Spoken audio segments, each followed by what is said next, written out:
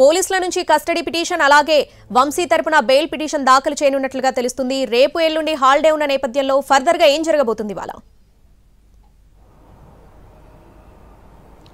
మాజీ ఎమ్మెల్యే వల్లభనేని వంశీకి ఇవాళ తెల్లవారుజామున జిల్లా న్యాయస్థానం ఏదైతే ఉందో 4th ACMM కోర్టు రిమాండ్ కూడా విధించింది. దీంతో ఆయన విజయవాడ సబ్ జైలుకు కూడా తరలించారు. దీంతో వంశీ తరపున న్యాయవాదులు అయితే ఇవాళ బెయిల్ పిటిషన్ దాఖలు చేయబోతున్నట్టుగా మనకి సమాచారం అందుతోంది. అయితే అది ఎక్కడైతే రిమాండ్ విధించారో ఆ 4th ACMM కోర్టులో దాఖలు చేస్తారా లేకపోతే ఏపీ హైకోర్టులో దాఖలు చేస్తారనే అంశానికి సంబంధించి అయితే కొంత క్లారిటీ రావాల్సి ఉంది. కానీ ఖచ్చితంగా ఇవాళ బెయిల్ పిటిషన్ అయితే వంశీ తరపున న్యాయవాదులు దాఖలు చేయబోతున్నారని అయితే మనకి సమాచారం ఉంది. ఇక మరోవైపు వంశీని అదేవిధంగా ఆయనతో పాటు అరెస్ట్ చేసినటువంటి A7, A8 వీళ్ళిద్దరినీ కూడా కస్టడీకి ఇవ్వాలని కూడా విజయవాడ పోలీసులు ఇవాళ కస్టడీ పిటిషన్ దాఖలు చేయడానికి నిర్ణయం తీసుకున్నారు. ఈ కేసుకు సంబంధించి వంశీ నుంచి కీలక వివరాలు ఇంకా రాబట్టాల్సి ఉంది. ఎందుకంటే కేసులో ఇంకా కొంతమంది వ్యక్తులు పరారీలో ఉన్నారు. మొత్తం 11 మంది వరకు నిందితులు ఉంటే కేవలం 3 వరకు మాత్రమే అరెస్టులు జరిపాం కాబట్టి మిగతా వారిని అరెస్టు చేయడానికి సంబంధించి కూడా వంశీ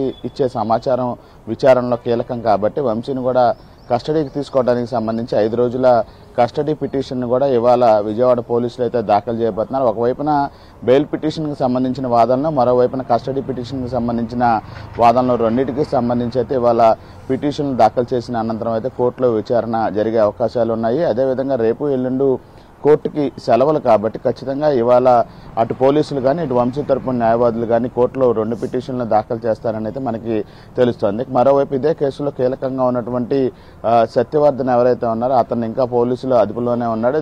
ఆయనకు సంబంధించి సత్యవర్ధన్ నుండి స్టేట్మెంట్ ఇప్పటికే అధికారులు కూడా సేకరించిన నేపథ్యంలో ఆయనకు సంబంధించిన స్టేట్మెంట్ని మరోసారి మేజిస్ట్రేట్ ముందు కూడా ఇప్పించడానికి పోలీసులు మొత్తం ప్రొసీజర్ అంతా సిద్ధం చేస్తూ ఉన్నారు. మ్యాజిస్ట్రేట్ ముందు హాజరుపరిచిన తర్వాత 164 నోటీస్ ఇచ్చి సత్యవర్ధన్ నుండి స్టేట్మెంట్ కూడా రికార్డ్ చేయబోతా ఉన్నారు. సౌజన్య, శ్రీకాంత్, ఈ బెయిల్ పిటిషన్ కి సంబంధించి ఎటువంటి వాదనలు జరిగే అవకాశం ఉంది? పోలీసులు కస్టడీ పిటిషన్ వేసే అవకాశం ఉంది కాబట్టి బెయిల్ కి సంబంధించి వల్లభనేని వంశీ తరపు లాయర్లు బెయిల్ పిటిషన్ వేస్తే ఎటువంటి వాదనలు జరిగే అవకాశం ఉంది?